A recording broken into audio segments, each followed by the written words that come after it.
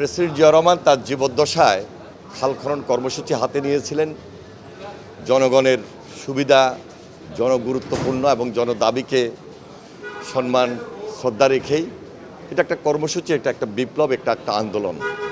দীর্ঘদিন আমরা এই বিপ্লবে আন্দোলন থেকে বঞ্চিত ছিলাম।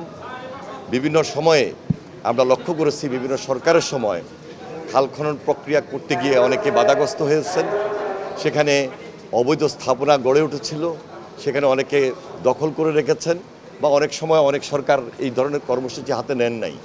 আজকে আমাদের নির্বাচিত সরকার জনাব তারেক রহমানের নেতৃত্বে আমরা প্রেসিডেন্ট জিয়া রহমানের অসমাপ্ত কাজ এবং দেশনেত্রী বেগম খালেদা জিয়ার অসমাপ্ত যে কর্মসূচি রয়েছে সেগুলোকে সমাপ্তকরণের জন্য আমরা খুব জোরালোভাবে এই কর্মসূচি হাতে নিয়েছি। এবং এই কর্মসূচি শুধু একটা আন্দোলন বা একটা বিপ্লবের মধ্যেই থাকবে না, একটা গণজাগরণের মধ্য দিয়ে আমরা জনগণের পাশে থেকে এই কর্মসূচিটাকে অব্যাহত রাখব, যেখান থেকে আমরা বেনিফিট পাবো, সুবিধা পাবো।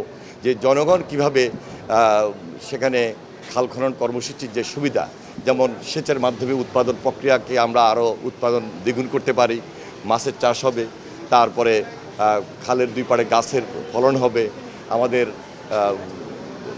যে জলাবদ্ধতা দূর হবে, সব দিক মিলিয়ে এই দেশের মানুষ সম্পূর্ণভাবে সুবিধাটুকু পাবে এবং সম্পূর্ণ সুবিধাটুকু পাবে। সেই সুবিধাটুকু আমরা জনগণের দোরগোড়ায় পৌঁছে দিতে চাই। সেখানে সবার সহযোগিতা এবং আন্তরিকতা বিশেষভাবে প্রয়োজন।